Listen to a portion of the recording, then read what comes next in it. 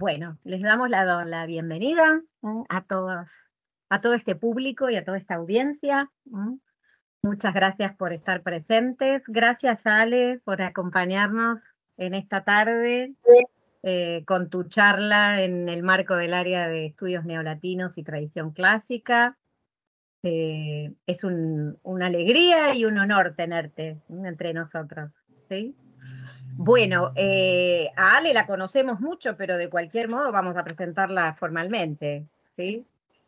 Alejandra Linian es doctora en Letras por la Universidad Nacional del Nordeste, profesora titular de Lengua y Cultura Griegas y adjunta del Seminario de Cultura Clásica en la Facultad de Humanidades de la Universidad Nacional del Nordeste.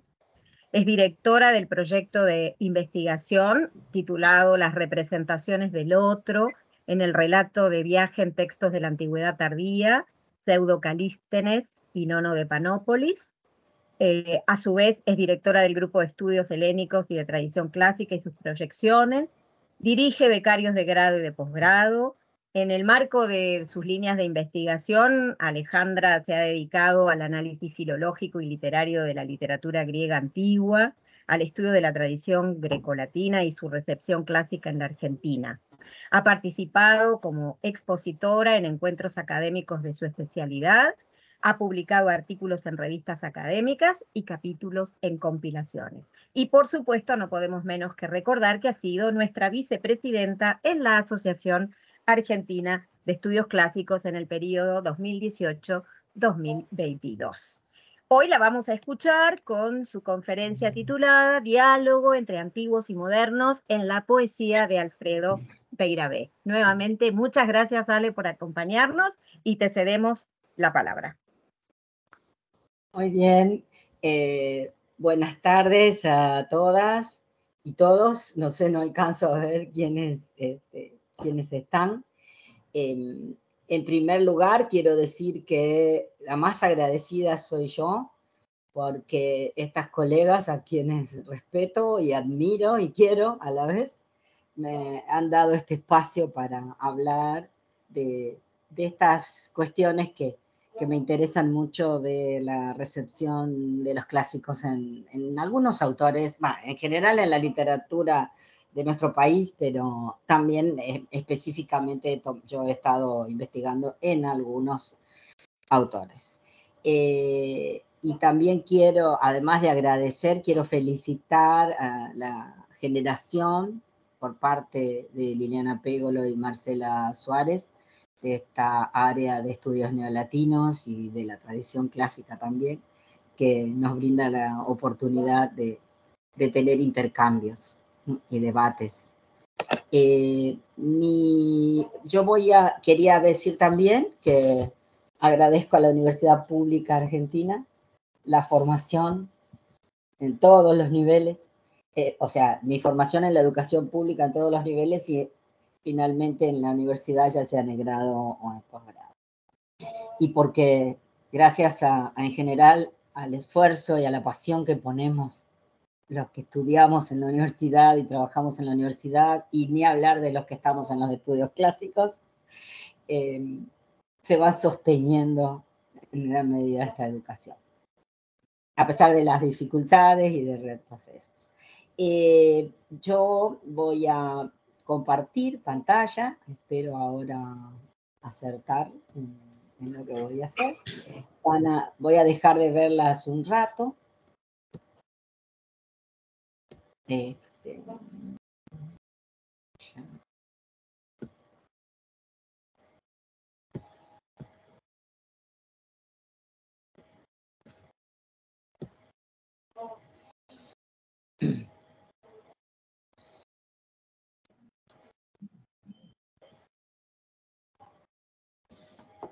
Ustedes me dirán si va apareciendo.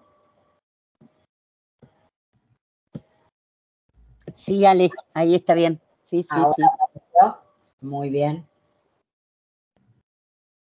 Les pido también que por ahí si se hace muy extenso, yo he puesto en la presentación gran parte de lo que voy a ir leyendo, pero ustedes me dirán si por ahí me extiendo demasiado y salteo un poco algunas partes. El encuentro en mi caso con la poesía de Alfredo Beiravé fue sobre todo un encuentro afortunado a partir de venir a vivir a Resistencia, Chaco. No lo conocía a él. Algo conocía de su poesía cuando estudiaba allá en Rosario, pero después esas cosas que tiene la literatura, que uno se va acercando a donde tiene más afinidades, fueron determinando que empezara ya hace bastante tiempo a indagar en su poesía, en la relación, sobre todo que me había sorprendido en algunos libros, con autores de la antigüedad clásica. Particularmente, en principio estuve trabajando un tiempo en torno al poema Orfeo y Eurídice, del cual voy a hablar un poco ahora, y después seguí siendo parte de un proyecto de investigación que dirigió la doctora Claudia Rosa, que era de Paraná, de la Universidad de Entre Ríos, pero que también trabajaba en la Universidad del Nordeste. Y ella era una persona muy dedicada al estudio de la literatura, en particular de la poesía, y no solo de los entrerrianos, y sí también de la realización y llevar adelante archivos.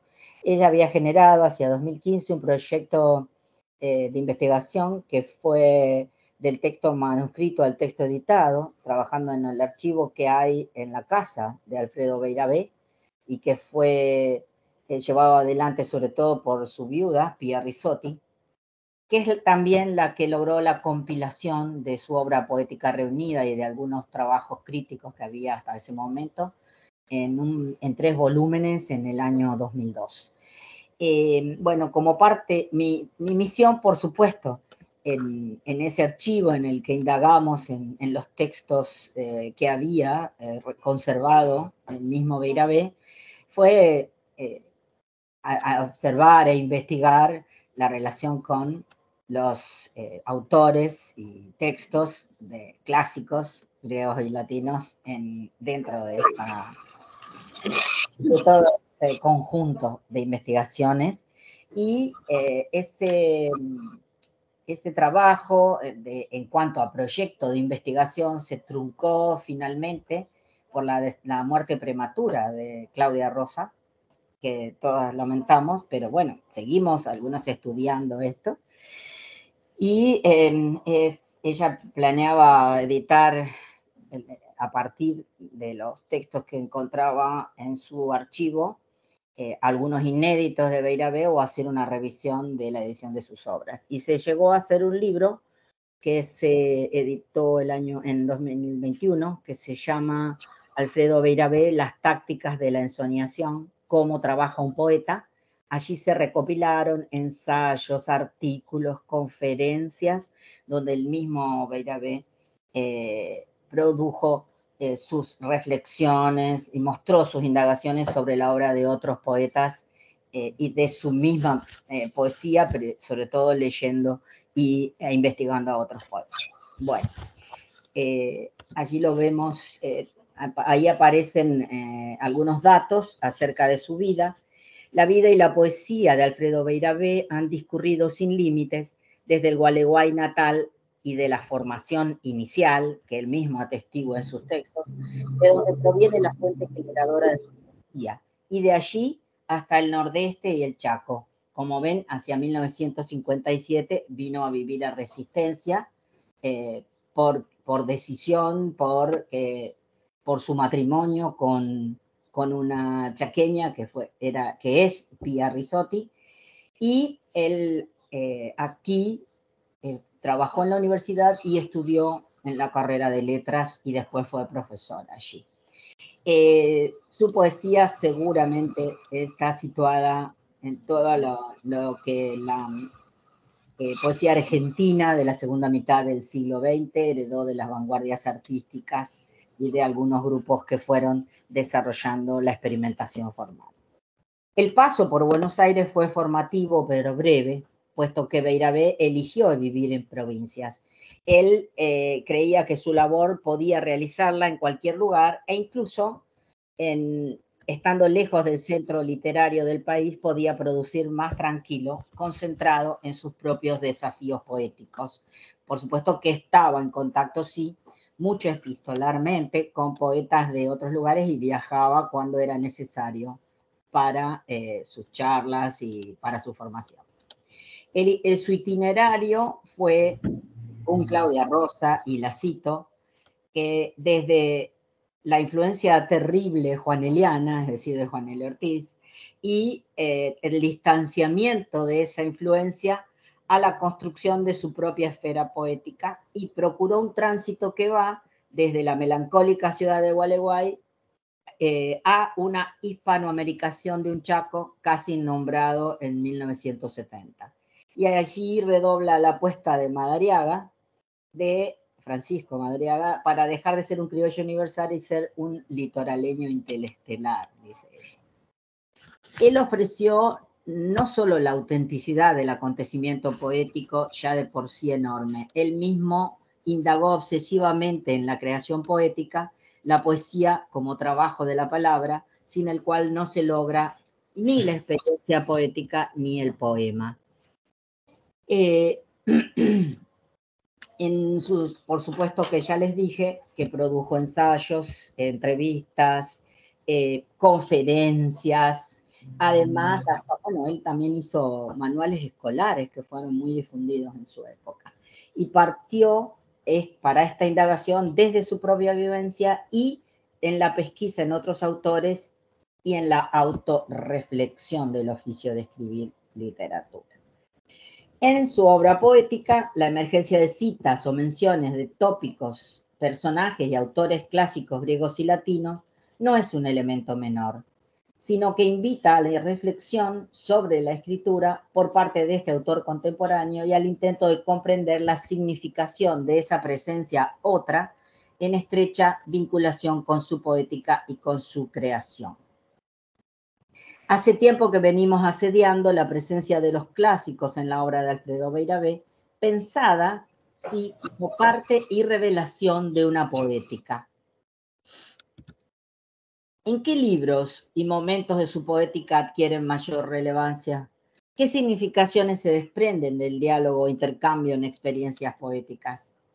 Como digo, como se puede leer aquí, esto no ha sido constante a lo largo de su producción, pero creo yo que, y he visto, esa es mi posición, digamos, que se condensan en los últimos libros, sobre todo en Radar en la Tormenta de 1985 y en el Laboratorio Central de 1991. Ese libro fue el último que produjo y fue publicado póstumamente, porque ya lo tenía terminado y no había alcanzado a publicarlo. Su muerte fue bastante repentina, Y hay unos poemas helénicos que están fechados en 1989, son 2 poemas, Orfeo de Eurídice y Las canas de Odiseo, que no estaban incluidos en un poemario, pero que fueron publicados en su obra poética completa. Me he preguntado qué mediaciones nos han llevado al poeta a que aparezcan los clásicos en diálogo con otros poetas de otras trayectorias y sobre todo modernos y contemporáneos. Quiero aclarar que en cuanto al encuadre teórico y metodológico, he tomado, en mi caso, estoy siguiendo sobre todo las actualizaciones o nuevas posturas sobre la tradición clásica que se han dado sobre todo a lo largo de este siglo XXI ya, y por influencia de la teoría de la recepción.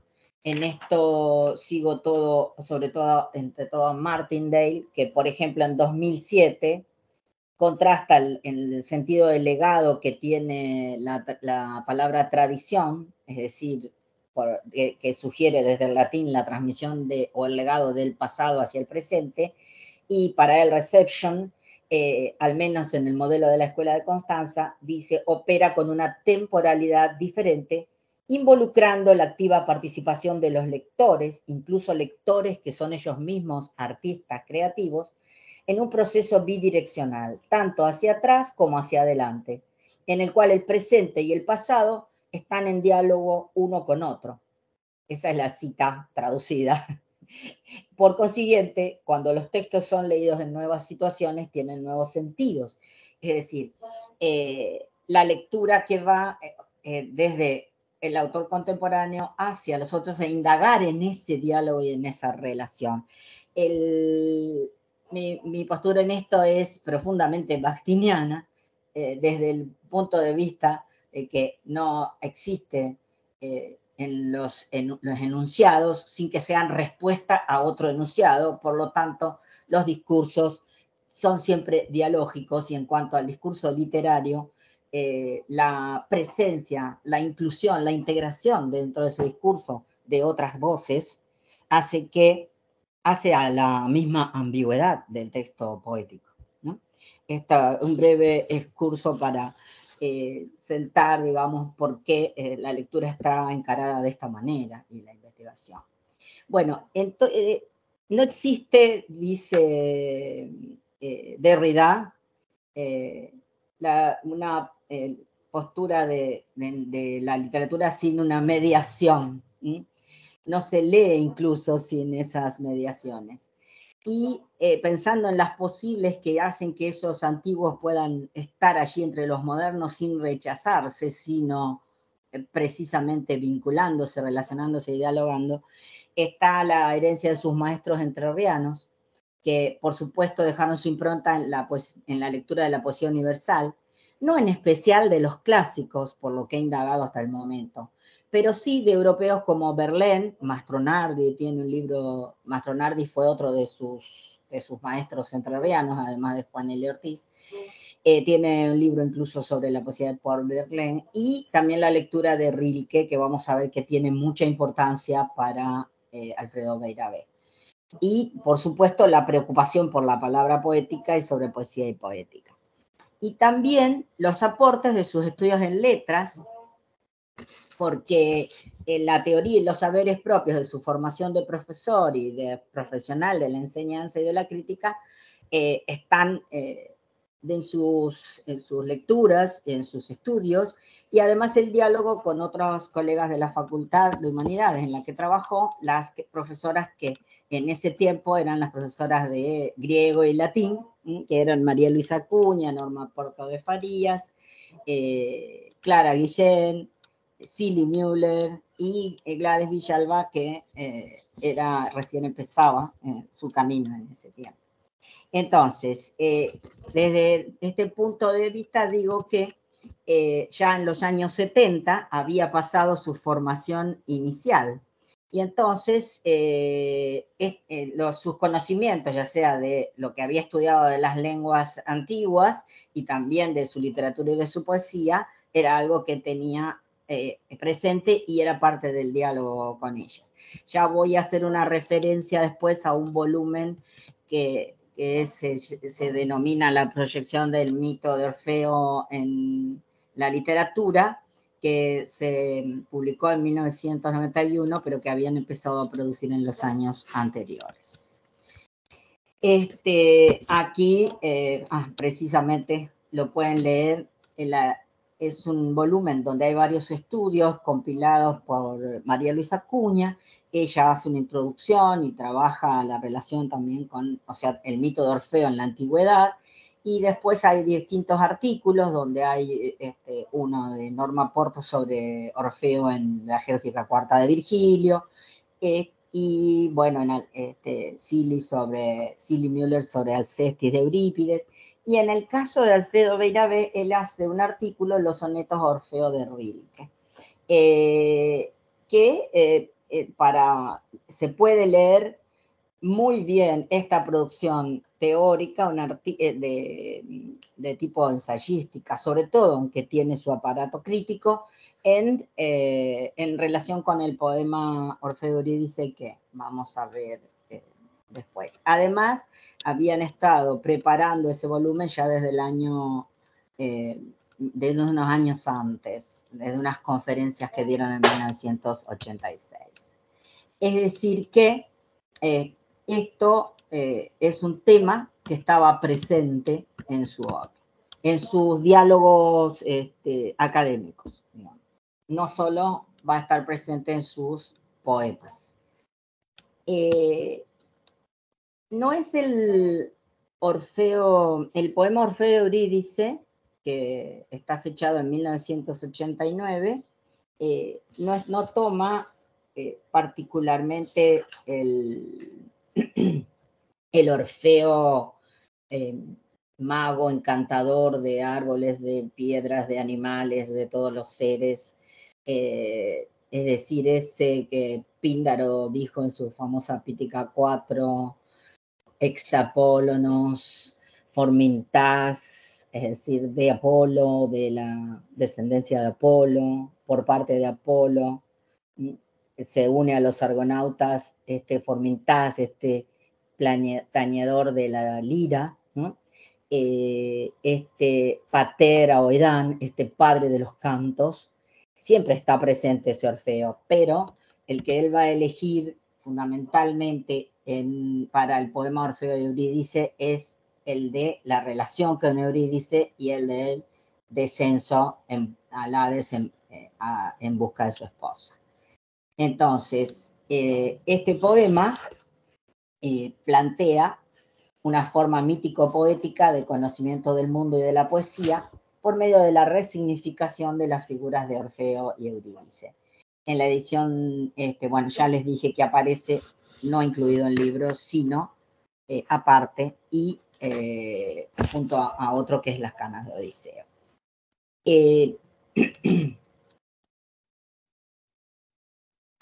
No fue ajena a la preocupación en Beiravé por la relación entre la poesía vanguardista, la poesía actual y la tradición.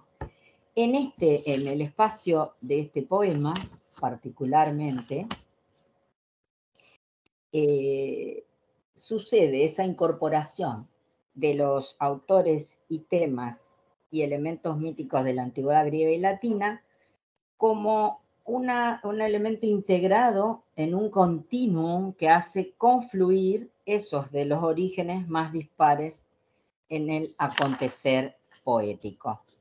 Entonces, aquí tenemos que, por un lado, está todo el tema de la tradición órfica, pero a la vez en este diálogo intervienen Ovidio, que incluso es citado expresamente, cita 3 versos de él, de las Metamorfosis, ¿no es cierto?, libros 10 y 11, pero sobre todo del 10, eso lo dice declaradamente por la cita, y también con Virgilio de las Geórgicas del libro 4, tácitamente. Al mismo tiempo, es que el poeta, con anacronismos y un lúcido sentido crítico de la realidad, provoca un distanciamiento de eso. Es decir, fusiona a los clásicos y se distancia con la mirada crítica. Y también están presentes ahí en el poema Maurice Blanchot, del espacio literario, cuando habla sobre Orfeo, y la voz poética de Rilke, y no solo Rilke, sino porque yo estimo que este poema es en gran medida respuesta al poema de Rilke que se denomina Orfeo, Eurídice, Hermes. Y también el poeta platense, argentino, Horacio Castillo, que es traductor de poetas neolénicos sobre todo, y que era amigo de él y con quien dialogaban sobre estos temas. A pesar de que voy a ir a una cita para empezar, cómo el poeta toma en este poema el momento de la creación, ¿no? Y que se va mostrando que, por un lado, busca una unicidad, pero a la vez necesita de separarse, deslindarse de Eurídice. Estas teorías que que él mismo llama mitopoética, lo van a ver en unas copias del poema que incluso compartí, hace dentro del poema un planteo y que va revelándose en la lectura del texto. Es decir, hay un pensar poético y un poetizar sobre la poesía dentro del mismo, a la vez que se narra una historia, de alguna forma.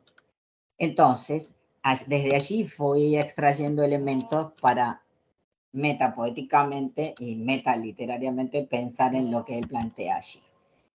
El comienzo del poema dice mito poética. Entonces, lo que está haciendo con la mitopoiesis Beiravé es que en lugar de solo la narración, es decir, el hecho de relatar, imaginar y crear un relato fabuloso, va a pasar a ser en este poema la acción de crear el poema dentro del ámbito de la mitopoética y a la vez nombrar el pensar poético como una forma de mito poetizar. Él dice casi al comienzo del poema, el gran poeta canta siempre en la sustancia del gran hacedor de las civilizaciones, en la mitopoética de lenguas antiguas y modernas.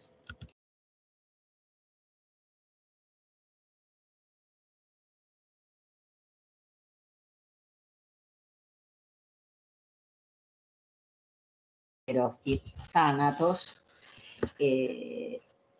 para que incorporar en ese encuentro y ese lenguaje de los cuerpos el conocimiento de la vida y de la muerte, pasa al momento en que parece, aunque sabemos que el tema de conyugal ya estaba planteado en Ovidio, por ejemplo, pero a él también lo lleva a una suerte de sacralización en el sentido de que no va a ser una confesión personal de sus problemas, pero sí va a intervenir en esto una idea de que hay también un conflicto matrimonial que hasta podría ser el de cualquier pareja moderna. Por otra parte, ya estaba diciendo que esto es una suerte de arte poética, ¿no es cierto?, en que pueden en su poesía hacer que convivan sin, como yo dije, sin rechazo entre sí, sin enfrentamiento, los elementos más coloquiales, y podríamos hablar de prosaicos, hasta las citas de la poesía como diamante de palabras, por ejemplo, que toma de Madariaga y aparece en el texto. Suelen aparecer en sus poemas hasta el maquinismo y también el erotismo bien manifestado, bien claramente. Por ejemplo, en este poema hay una manifestación no solo de la manera de ser de tanto de Orfeo como de Eurídice, sino que hasta se habla de los cuerpos. Y en una parte, por ejemplo, en la parte 2, porque está dividido en 10 partes el poema, dice de Eurídice, mojándote de deseos bajo el blanco camisón transparente. Es decir, que allí está agregando esta corporalidad, la manifestación de la vida y del deseo. Un elemento que vamos a ver que es muy rilkeano es que su saber poético no se plantea sobre el mundo, sino integrándose el poeta al mundo a través de lo que nombra. Y esa integración tiene de oscuridad y tiene de luz a la vez.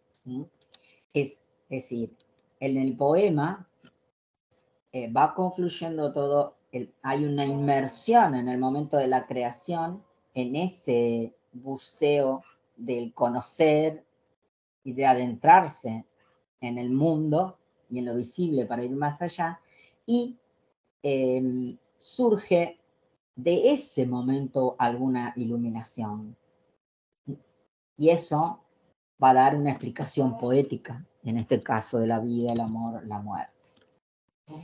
Eurídice, en su caso, va a pasar de no solo de ser la esposa que se va a rescatar, sino que el poeta, después de encontrarla, y vamos a ver cómo se plantea esto del mirar hacia atrás, que ocurre en el mito, se va a separar de Orfeo, o sea, se va a separar del yo poético en este caso, y va a ser el enigma que va a mover al poeta a seguir poetizando.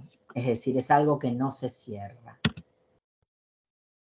Desde el epígrafe, hay dos epígrafes, uno que cita a Rilke y otro que cita a Maurice Blanchot.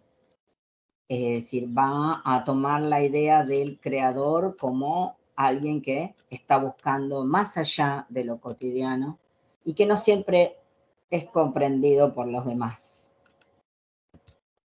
Hay dos dimensiones de Orfeo, el aquí y el otro lado, el conocer este mundo y el otro, que muestra a Rilke en su soneto Orfeo, haber conocido el mundo de los muertos, y por otra parte, también la idea de impaciencia de Orfeo que lo llevó a dar vuelta a los ojos, que proviene del espacio literario de Blanchot.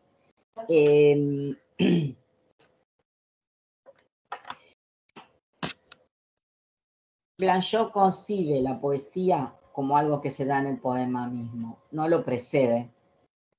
En todo caso, podemos hablar de si lo sucede en el efecto en el lector, pero la poesía se da en el acontecimiento mismo del poema. Esas imágenes que el poeta encuentra en ese acontecimiento generan lo poético. O sea que en el poema se revela el conocimiento. Y en la noche de la creación, porque en el poema Orfeo de Eurídice está experimentando en la noche de la creación, lo que busca es que sobreviva algo de esas iluminaciones y de esos momentos en el poema. Quiero especificar de esto sobre la mitopoética, que es muy significativo que no la haya llamado arte poética, es decir, que no es una techne solamente, sino que es mitos, una narración portadora en relación con los orígenes o desde los orígenes de una noción de palabra verdadera.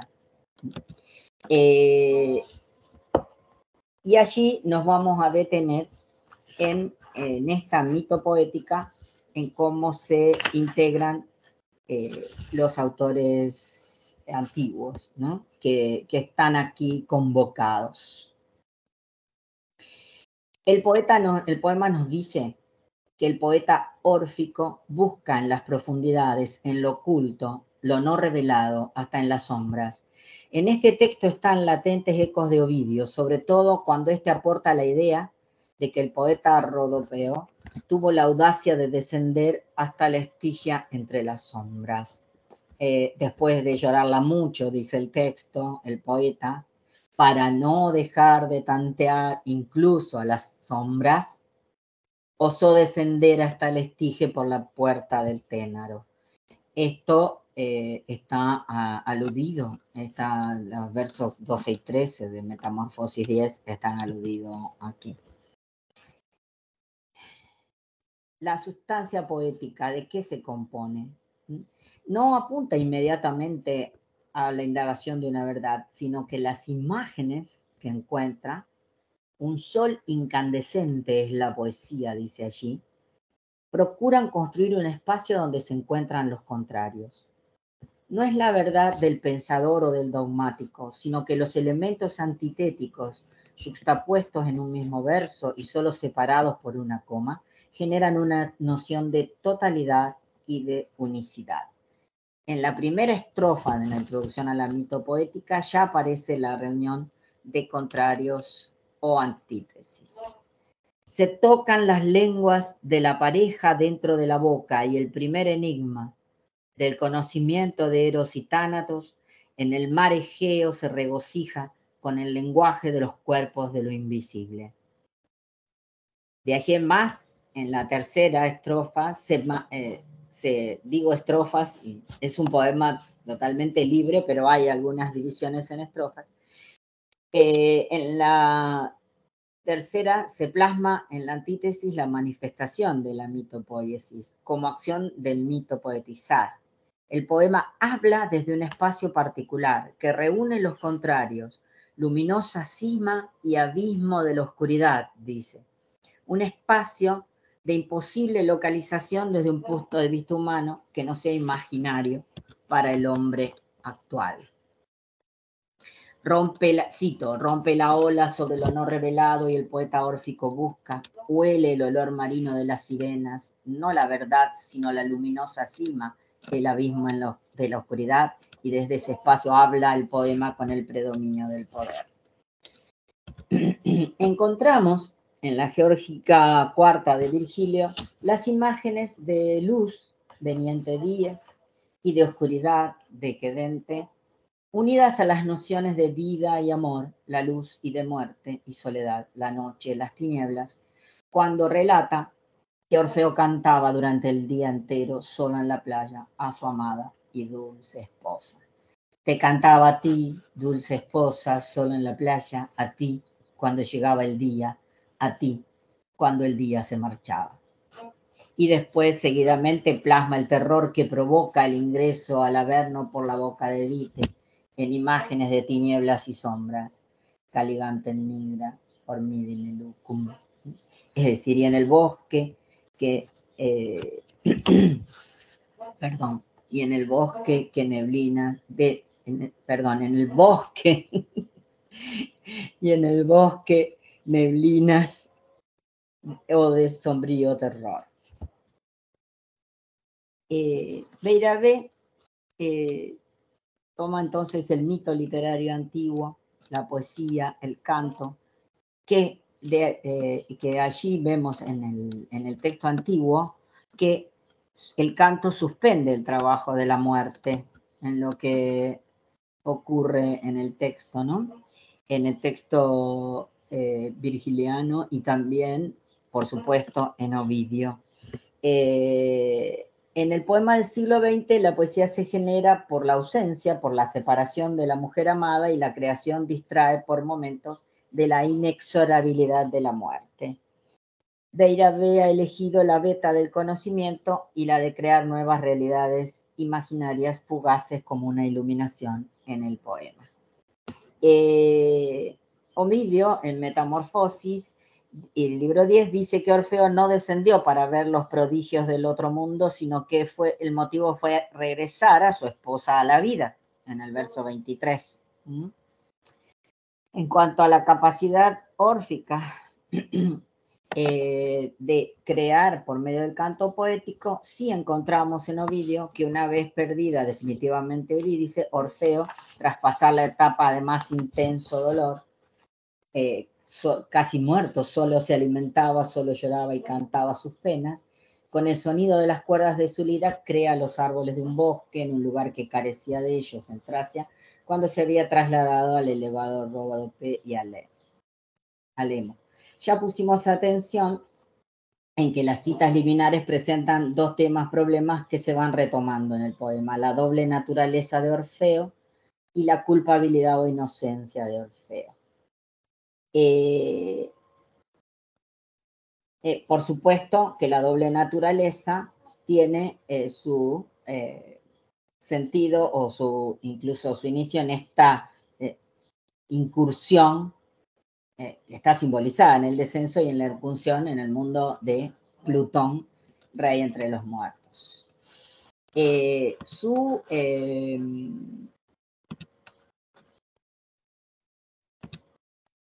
Su mitopoiesis o su mito poetizar comienza con lo erótico, como dijimos.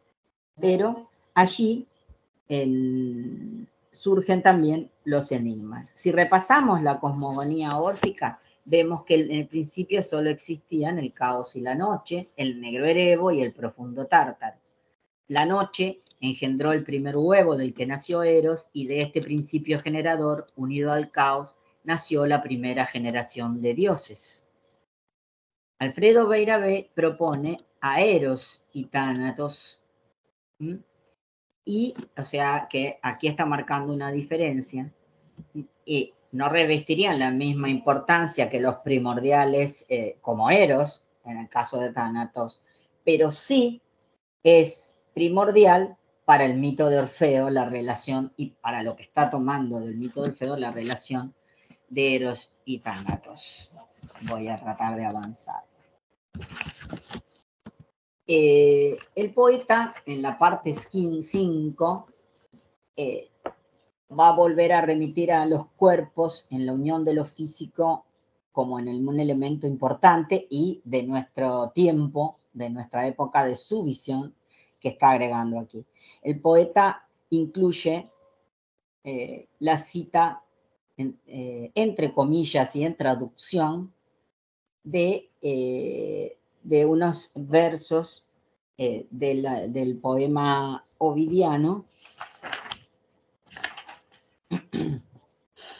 y que a través de esto está sugiriendo que esta conducta de impaciencia de Orfeo, de volver sus ojos hacia atrás, Lexit aman oculos, que era algo prohibido y algo que no debía ser, y entonces es un error, se origina en su temor de perderla o de que Eurídice desfalleciera, es decir, que perdiera fuerzas, y en su ansiedad a la vez por verla.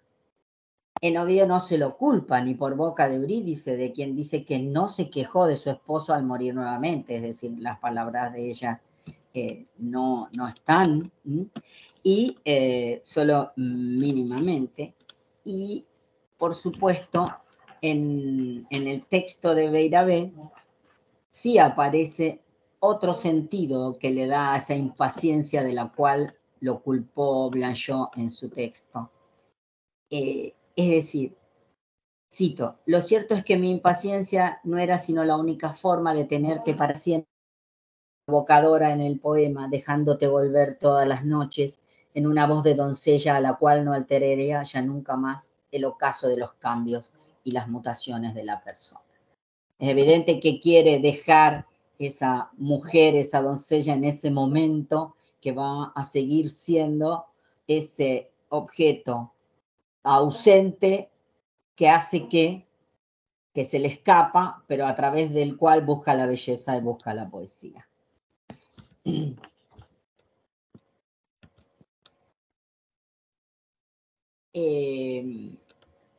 Acá en Blanchot ya estaba el hecho de que el poeta busca a Eurídice en el alejamiento y en la oscuridad nocturna.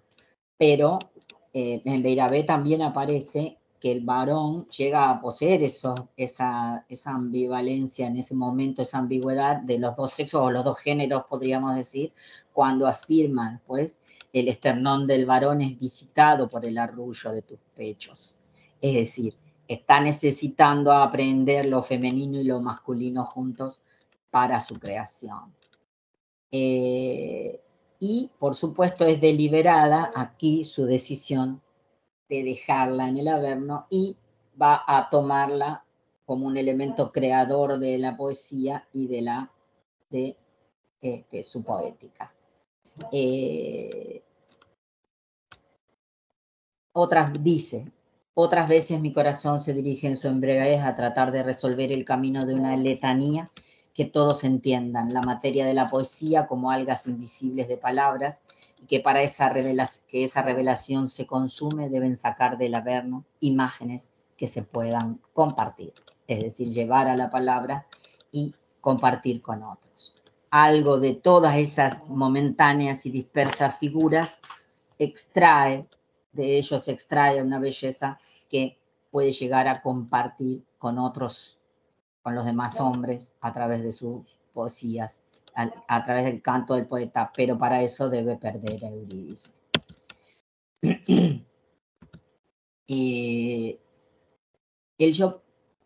Si en Ovidio y en Virgilio el poeta cantaba largamente el lamento por la muerte de Eurídice, en el poema de Beiravé, el yo poético atribuye a la venganza de esa mujer separada y a su orgullo de perderla, condenarlo a escribir siempre el mismo lamento fúnebre. Es decir, que va a seguir presente el tema en la poesía.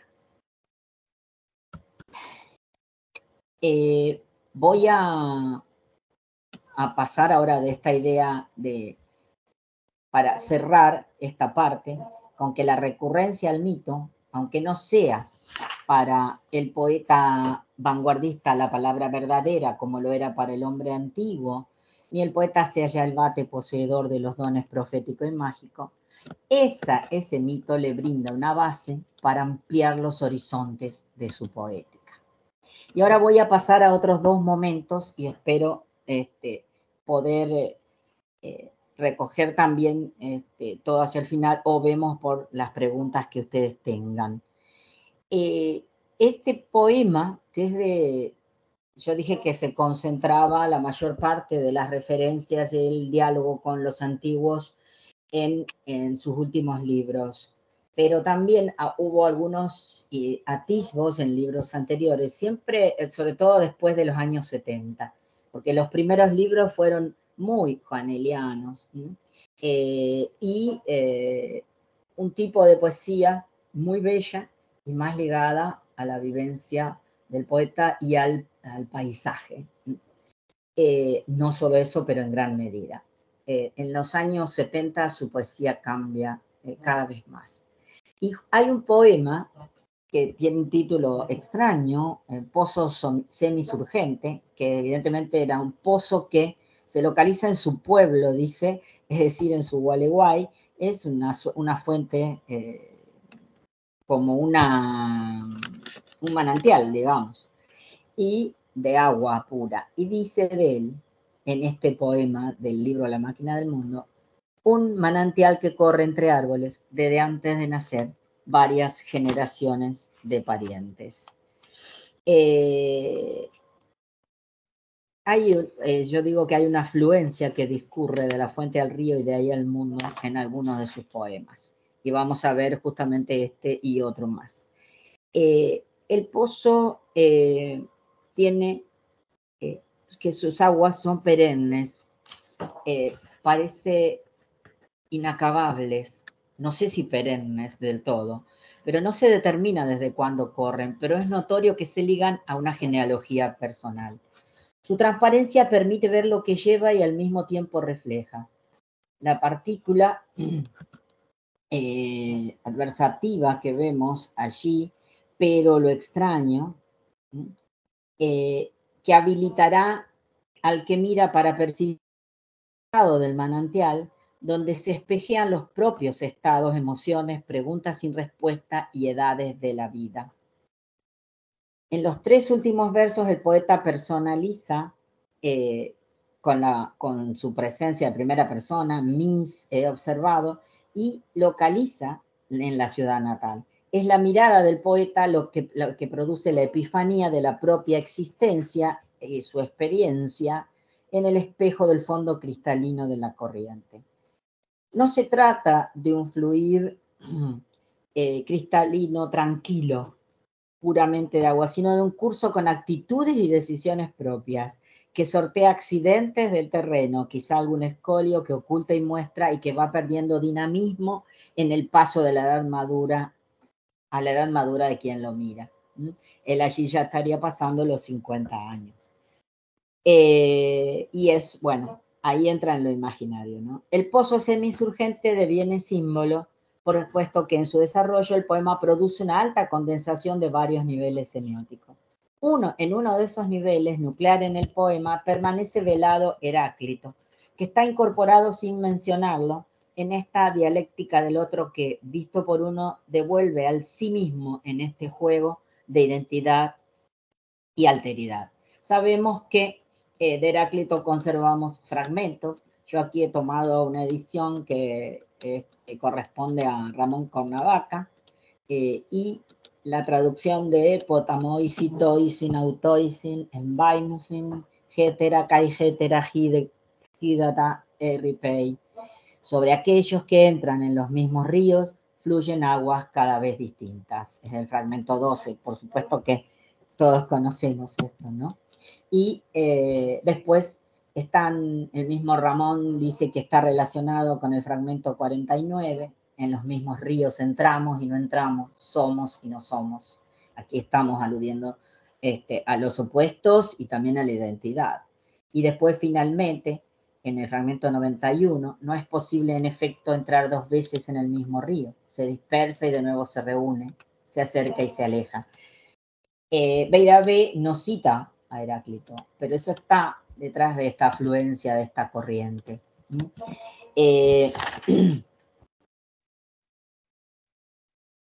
Los fragmentos heraclitianos apuntan a la armonía de los opuestos y a esa contradicción que imprimen el movimiento y el cambio permanentes en la naturaleza, en la physis, ¿no?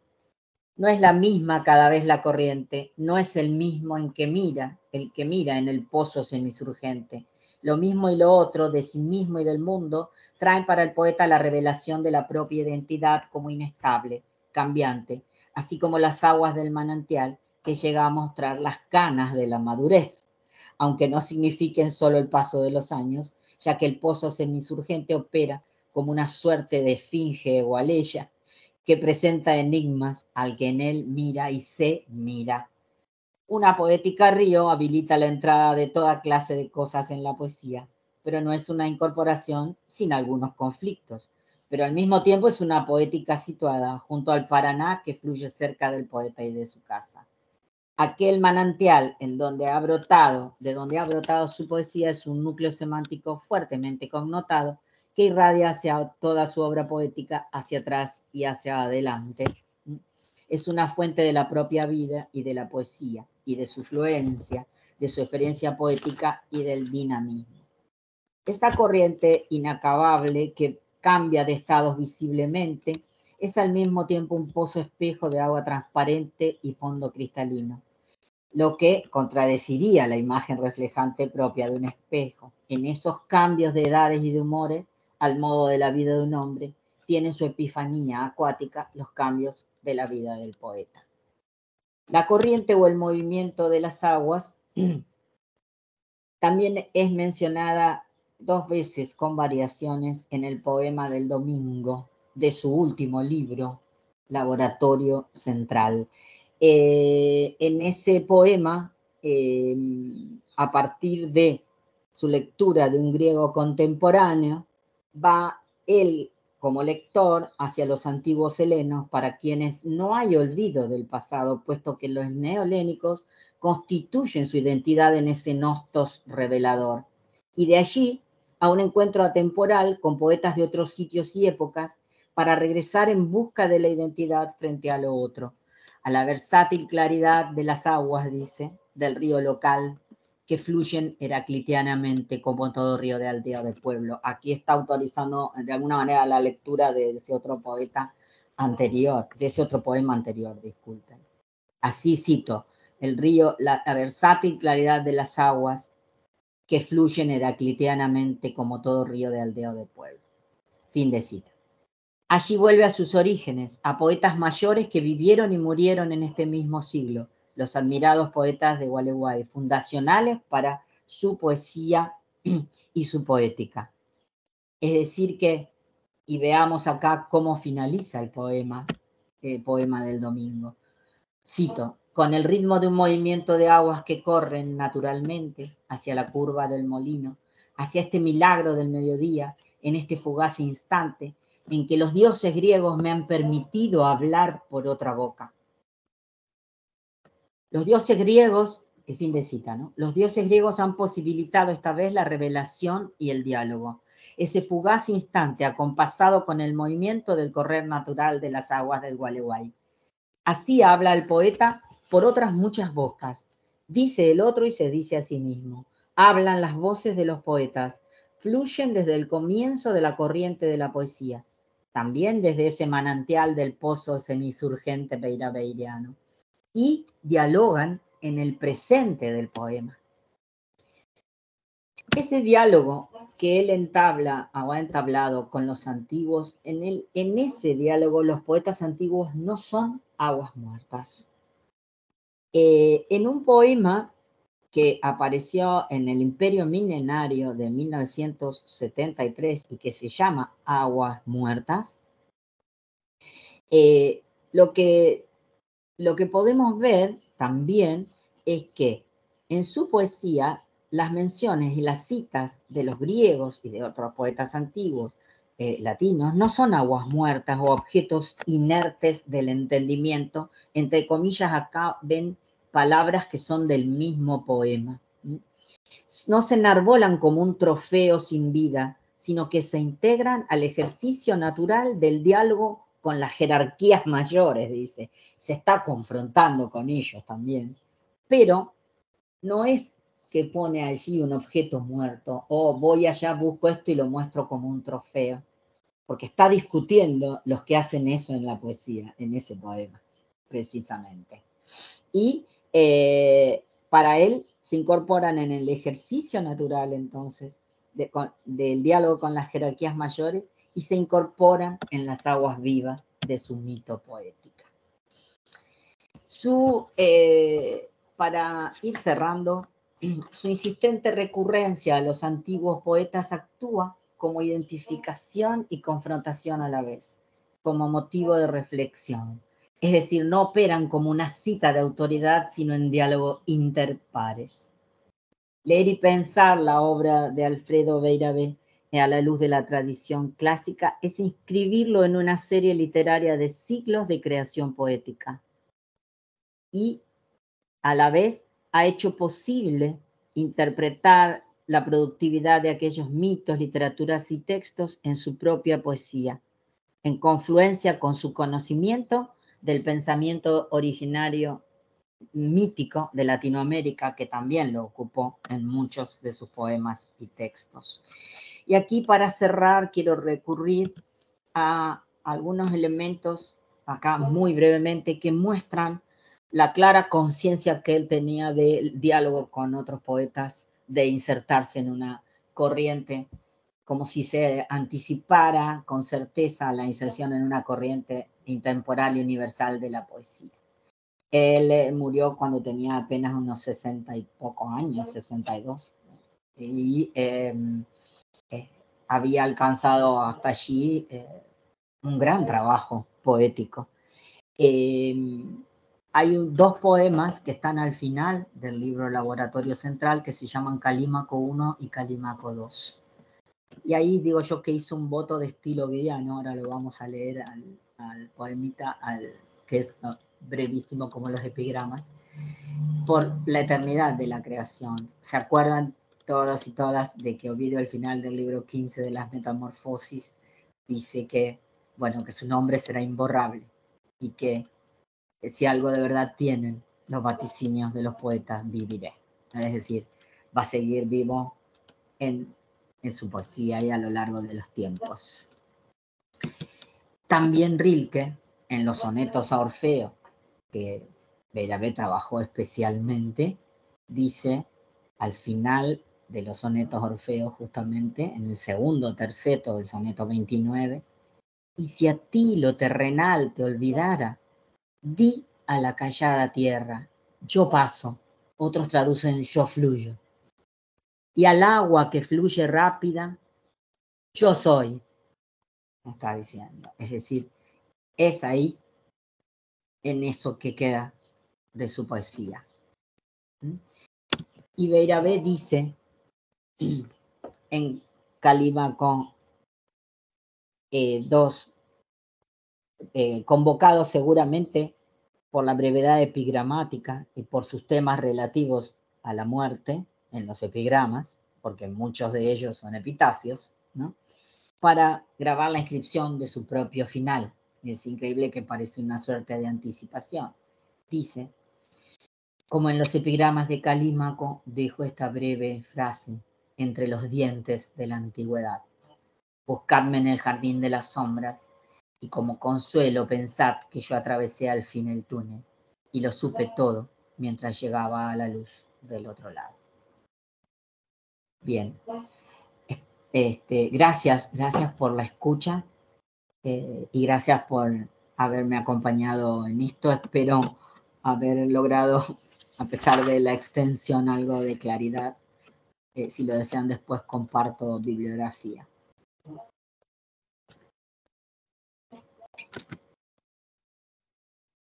Bueno, yo te digo muchas gracias porque realmente los textos que presentaste son realmente bellísimos.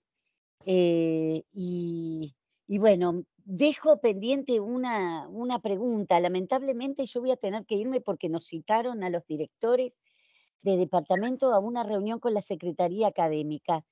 Y además, Hay que bueno, salir. tengo que salir, pero no sé si en un momento vieron que vino Juan Fuentes y dice, no pude estar en la conferencia de Alejandra, dice, porque acabo de terminar de tomar parcial y ahora me tengo que ir al SECRIT. Así que saludos por parte de Juan Fuentes. Gracias. Y la pregunta que quería hacer, que a mí me llamó muchísimo la atención cuando señalaste que, que para poder hacer poesía este Orfeo tuvo que dejar a Eurídice en el Averno. Sí. No sé si entendí mal. No, es una conclusión que voy sacando y creo que la pueden tener otros de la lectura del mismo poema. Porque, por supuesto que ahí está todo lo que Blanchot plantea acerca de la búsqueda del poeta. Pensemos que es una indagación de un poeta que está obsesionado por la creación y que Orfeo y Eurídice son un motivo, pero esta unión de poesía con vida y muerte es esencial en la consideración de la figura de Orfeo y por qué lo toma estos poetas que son herederos del simbolismo en el caso de Rilke, ¿no es cierto? Y Blanchot plantea que acá hay una cierta culpabilidad de Orfeo por ser impaciente, por no cumplir el mandato, porque está impaciente porque está en la creación. Y yo creo que Beiravét, que ha leído a los dos y que evidentemente los estaba rondándolos en ese momento y pensando, agrega algo más, porque ¿por qué se tiene? Es muy claro que él en el poema se escinde, dice que ella lo condena a o sea, hay una separación, ¿no? Puede ser que haya cualquier separación de pareja atrás, pero acá con el mito la está dejando del otro lado. El poeta está necesitando pasar al otro lado para poder traer todo eso a su poesía, pero no se lo ven sufriente en el poema, por más que diga que va a estar ese lamento porque Eurídice deje de estar. Entonces, yo creo que está centrando más que en la figura de la amada, es amada como una provocación para buscar la belleza. Bueno, muy heredero, tendríamos que ir a Platón acá, ¿no? Hacia atrás y también bucear. Hasta aquí llegué ahora, pero... Buenísimo. Es decir, dejarla a ella también para ser poeta, ¿no? Para ser poeta, exactamente. Lo que le está importando más es lograr la creación poética. Buenísimo, sí. Alejandra. Dicen buenísimo. que era una persona maravillosa, muy afable, divino para conversar y todo, pero bueno, estas cosas son las de la creación, precisamente. Bueno, mando un saludo gracias. Por favor, al contrario, por favor, hermoso, realmente. Bueno, te voy a escribir, ¿eh? Gracias. Chao. Vamos a seguir hablando. Chao. Chao, Lili. Bueno, Ale, bellísimo lo que nos trajiste. Gracias por permitirnos entrar en este mundo. Yo confieso que conocí a Alfredo Beiravét de tu mano. Así que bueno, muchas gracias. Este poema final es realmente muy, muy bello, muy bello. Sí. Y la verdad es que, bueno, me conmueve enfrentar una obra tan polifónica, ¿no? Sí. En donde realmente se da una suma de voces, algunas quizás más explícitas, pero con esa sutileza que tiene en muchos casos eh, la incorporación a partir de lo aludido, ¿no? Y en donde nosotros como lectores nos vemos interpelados para poder descubrir eso que está velado, ¿no? Sí, sí. Bueno, es muy notorio por si que lo cita ya Ovidio entre comillas en el poema, que esa filiación ovidiana está. Pero después están los otros que por allí aparecen subversos o con una letra en cursiva, suponete, como lo de Madariaga, y y que no se lo nombra, pero está ahí también, o la relación con este otro poeta, traductor de poetas neohelénicos, que es Castillo, que tiene precisamente un poema que se llama Dice Eurídice, o sea que es uno de los que la hizo hablar a ella, aunque ¿no? Cosa que, bueno, otros han intentado también en la tradición, pero no muchos, más en esta época, ahora sí.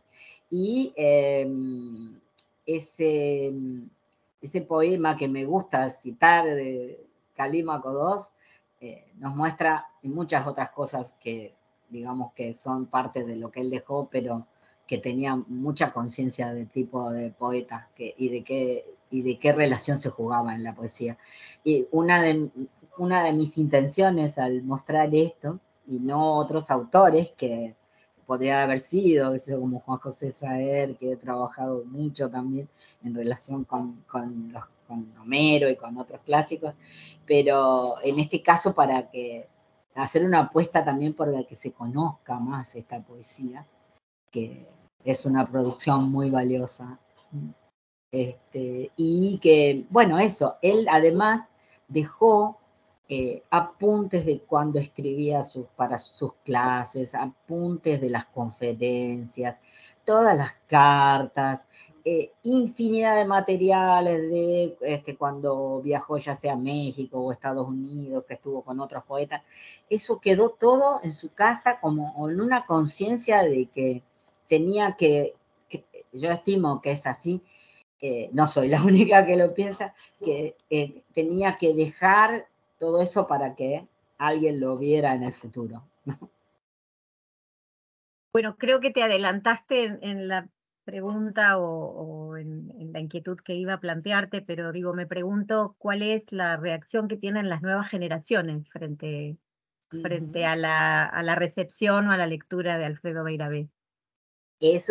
Bueno, depende de sus periodos, es una poesía que a veces hasta parece demasiado coloquial y prosaica en algunos momentos, ¿no? O sea, puede llegar mucho por ese lado, pero a la vez está tan plagada de referencias literarias de otros autores, que no digo que es un Borges, pero sigue un poco esas líneas, ¿no? Y entonces ahí puede presentarse alguna dificultad, pero creo que es un poeta que llega. No se lo trabaja mucho en la universidad de todas maneras, pero sí hay algunos atisbos ahora. Y por supuesto, yo lo tomé en algún momento en el Seminario de Cultura Clásica y es para justamente vincular su producción con los clásicos, y este año he decidido, estamos trabajando con los estudiantes, que es un grupo chiquito, pero muy valioso, el mito de Orfeo, desde la antigüedad, por supuesto, y entonces decidí tomar el poema de Orfeo y Eurídice de Beiravé como para... no llegamos a él todavía, pero las primeras aproximaciones a un poema de él, primero fue un choque y después empezaron a disfrutarlo, digamos. Bueno, abrimos, por supuesto, está abierto, ¿no? El espacio de preguntas, inquietudes, comentarios para Ale, así que los escuchamos. Yo veo a algunos, pero no a todos. ¿Sí?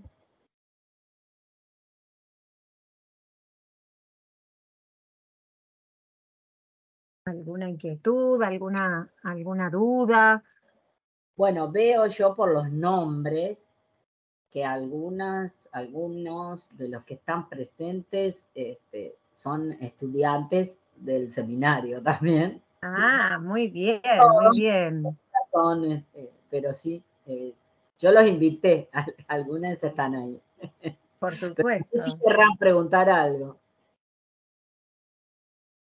Acá estamos, a la espera de preguntas, inquietudes, sugerencias. Después vendrán los aplausos, obviamente. Bueno,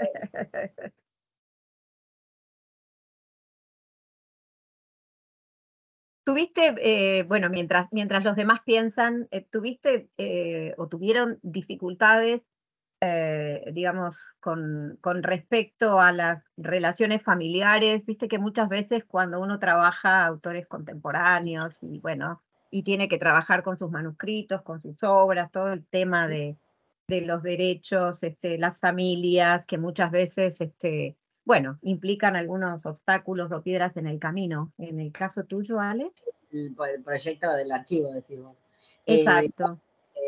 No, justamente Pia Risotti, que aún vive en la casa, siempre quiso que eso se transforme en un archivo. Lo vinieron haciendo ella acompañada de un archivista que es Rosita Salas, o sea, por su cuenta, lograron conformar bastante esto y tiene acceso cualquier persona que quiera ir. Incluso en mi caso, yo he hablado mucho con ella para que me cuente cosas de la vida, de la relación con otros poetas, y en ese libro que se produjo por iniciativa de Claudia Rosa, que se llama Las tácticas de la ensoñación, porque bueno, él siguió Ujú. un periodo a Bachelard, que justamente el poeta y la ensoñación, ¿no? Sobre el oficio de poeta y sobre, bueno, allí yo le hice una entrevista que la incluimos en el libro, a las partes más destacadas, a ella, a Pia Risotti, que lo acompañó toda la vida, o sea, en ese sentido fue una vida de pareja larga y hasta que él murió y se acompañaban mucho. Lo que sí le había pasado, que ella lo ha contado en entrevistas, es que él siendo joven, antes de venir a vivir a Chaco, que fue en 1957, cuando se casó con ella, estuvo internado eh, bastante tiempo porque tuvo un problema de salud eh, y un médico afortunadamente lo descubrió después de bastante tiempo, que es un mal de Pot, que tuvieron que hacerle un trasplante en la columna. Y después de eso se recuperó muy bien. Algunos cuidados de su salud, pero eso fue muy determinante también en un periodo. Y ahí cuando estaba en Buenos Aires internado y por relaciones familiares de ella, la conoció de casualidad a Pía y después se terminó viniendo para acá.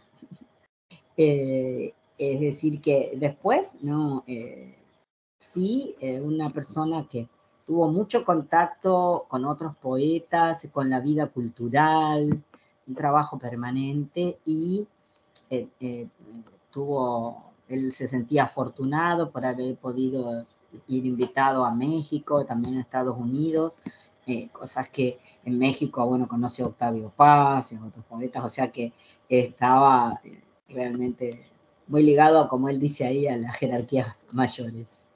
Es decir, que el hecho de estar en un lugar marginal, provinciano, si podemos decir, más para la época, porque ahora, bueno, los poetas actuales de acá están conectados con cualquier lugar, ¿no? A pesar de que el centro sigue siendo Buenos Aires, pero él tuvo realmente una visión más amplia latinoamericana.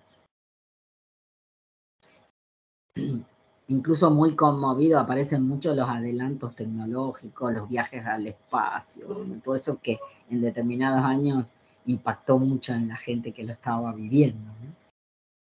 No sé si eso responde en algo a tu...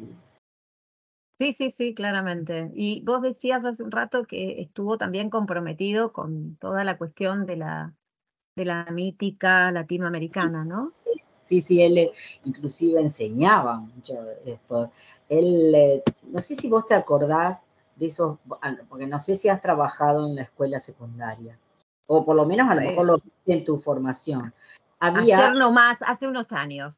Hace unos años, porque yo lo recuerdo porque cuando estudió mi hermano estaban unos volúmenes que publicó Capeluz, que eran de literatura hispanoamericana y argentina, donde por primera vez aparecen claramente el Popol Vuh, los mitos indígenas, autores que llegan hasta García Márquez, hasta las últimas generaciones de ese momento, de los años 70, 80, y eso lo había producido él. A esos textos, o sea, como parte de volcar algo más de divulgación, pero son muy interesantes. No es un manual común. También esas antologías que se usaban en las escuelas y demás. Digo esto porque no solo esto, después tiene reseñas, artículos, trabajos, diferentes trabajos, hasta charlas sobre otros poetas y autores, y su indagación en esa cosmovisión mítica latinoamericana. Que no te olvides que después de la producción de algunos autores como Asturias, García Márquez o el de los ríos profundos, como es Arguedas, dejó una marca muy importante en la literatura y él todo eso también lo incorporó. Lo retomó. Claro, o sea que el mito no se ciñe a los antiguos. Eso es lo que está en diálogo con nuestra pertenencia cultural también. Sí, por eso digo que es tiene como una impronta bien polifónica, ¿no? Sí. En el amplio sentido de la palabra, un diálogo muy abierto y muy franco. Sí. Bueno, ¿alguna otra inquietud, alguna otra pregunta? A ver si ahí dice que quieran algo. hacerle a Ale. A ver, acá me parece que hay en el chat. A ver. Estoy en el trabajo y no puedo hablar, pero quiero felicitar. Lucía. Ahí está. Excelente y ameno como siempre. Gracias. Bueno, entonces, si no tenemos más preguntas, inquietudes, sugerencias, nos resta agradecerles a todos los oyentes, los participantes de esta conferencia en este espacio en el marco del área de estudios neolatinos y tradición clásica, y por supuesto nuestro profundo agradecimiento y nuestra alegría por haber compartido esta tarde con la doctora Alejandra Liñán. Realmente muchísimas gracias por habernos regalado parte de la obra de Alfredo Beiravé. Muchas gracias, Ale. Bueno, reitero las gracias y esta corriente de afecto también que se nota y que hace tan bueno, tan amable este momento, ¿no? Un placer escucharte, realmente, un placer. Y además, bueno, celebramos el trabajo con estos autores que de alguna manera forman parte del área de vacancia, ¿no? Exactamente. Sí. Claudia Rosa apostaba por su incorporación a lo que llamamos canon en la actualidad, o por lo menos al campo de estudios de la literatura argentina. Pero bueno, yo lo tomo desde otro lado, desde los clásicos, y disfrutando en ese sentido de poner a dialogar a los poetas. Pero bueno, creo que de tu mano así será, ¿no? Sí. Seguramente así será y se cumplirá. Bueno, gracias. La verdad bueno, muchas gracias. El Teams no nos trajo ningún inconveniente, así que... No, se portó muy bien, Bueno, muchas gracias, Ale, y muchas gracias a todos, que tengan una muy buena tarde. Nos vemos pronto. Graban, ¿no? Sí, ahora voy a detener la grabación. Las anteriores también están grabadas. También están grabadas, exactamente. Compartir en algún momento. Por supuesto, sí, están circulando a través del canal de YouTube del instituto. El canal de YouTube, exactamente. Exactamente, así que sí, cuando tengan un ratito las pueden ver. Entramos ahí. Gracias. Bueno, muchas gracias, y buenas tardes.